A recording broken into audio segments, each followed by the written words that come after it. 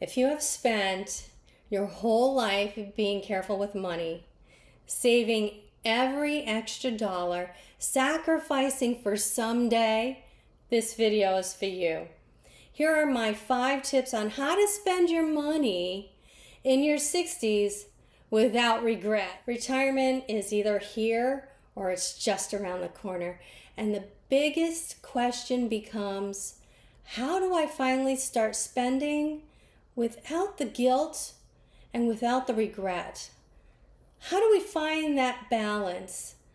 I'll tell you what changed my thinking. I'm going to share with you the hard truth about waiting too long and the quiet joy of spending with no regrets. Number 1 is overcoming the challenge of spending in your 60s is by first understanding your past. I grew up in a frugal home with the mindset that you should not waste a thing and that you plan ahead and you prepare for the worst. And truth be told, that mindset did serve me very well.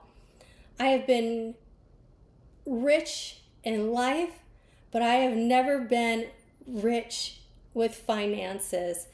But I have been secure. And now, in my 60s, something new is changing for me. Not how to save more, but how to spend wisely with peace and maybe even with a lot of joy. We don't talk about this nearly enough, how hard it is to go from saving to spending, but it is a real mindset shift. And now I've started learning how to navigate that shift. Number 2, what changed my thinking? Well, there was really 3 things that changed my thinking. The first was I did a life expectancy calculator, and you can Google this on your computer. It was really easy and it only took about a minute or 2. My life expectancy calculator said I was going to live until the age of 91. My mom lived until the age of 93. So the probability of me living into my 90s is pretty real. So that's about 29 years away from here, if I'm lucky, because I'm turning 62 this year. Now, the second thing that really changed my thinking was watching a neighbor pass away after their first year of retirement. And the third was I read a book called Die with Zero, and it said, you worked really hard for your money, so why not enjoy some of it while you still can? Okay, number 3 is the saver's mindset is hard to break. I still check my accounts, my savings and checkings accounts, my 401ks and my investments every day. I still look for bargains. I'm going to the thrift store today. I love a good thrift store or garage sale. I think in terms of, what if I need this money later? But what I've started to realize is something very powerful. If you've made it this far and you're still financially okay, odds are you're still going to be okay. That safety net that I built over the last career years is strong, maybe stronger than what I think.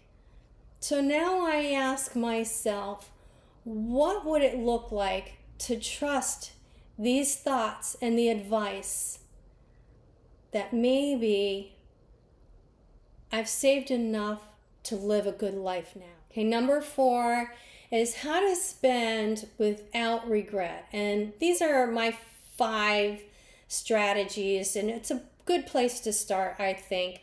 The first is to make a joy list. Sit down and list the things that bring me joy. And here's what is on my list of joys. I like to travel. I like to eat good food. I like to share experiences with my husband, my daughter, my son-in-law, and my grandchildren while I'm still here to see the smiles and hear the laughter. And then I make a budget for all these joys. Number 2 is to create a long-term care plan. I'm not just talking about my will or my medical directives. I'm talking about who's going to take care of me and what will that care look like. My financial advisor, my husband and I talk about this regularly, and we are setting on an action plan, especially since my husband might overlive me or I might overlive him. 3 is to use the tools that are available to me to grow wealth. I am going to be starting to collect Social Security every month at the age of 62. It hasn't happened yet, but it's coming. And I am exploring things like distributions from my retirement accounts when I hit the age of 65. It is a way to turn a chunk of savings into a monthly check that comes no matter what. I meet with my financial advisor 4 times a year.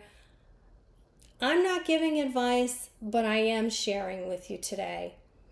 Number 4 is I want to continue to generate wealth, like create a Roth IRA or start a side hustle.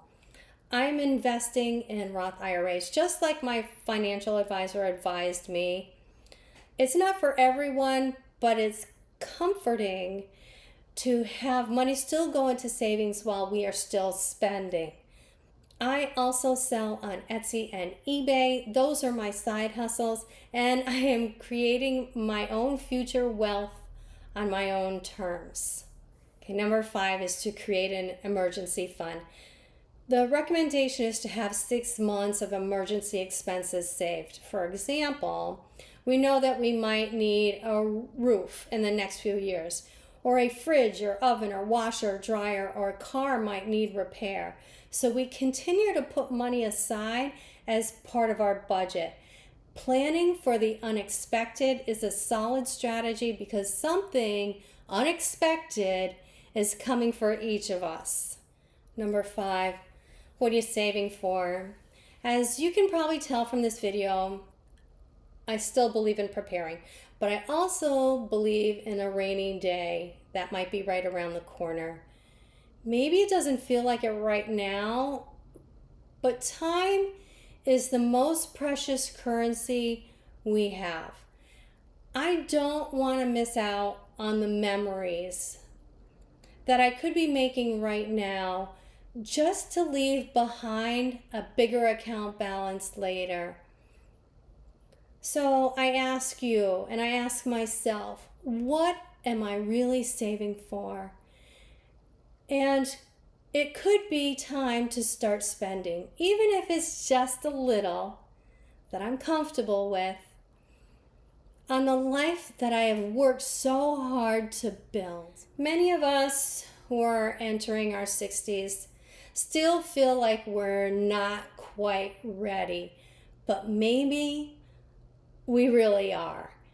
Let me know in the comments below, what do you want to spend your money on when you're in your 60s, and what is it that's holding you back? Thanks for watching, and bye for now.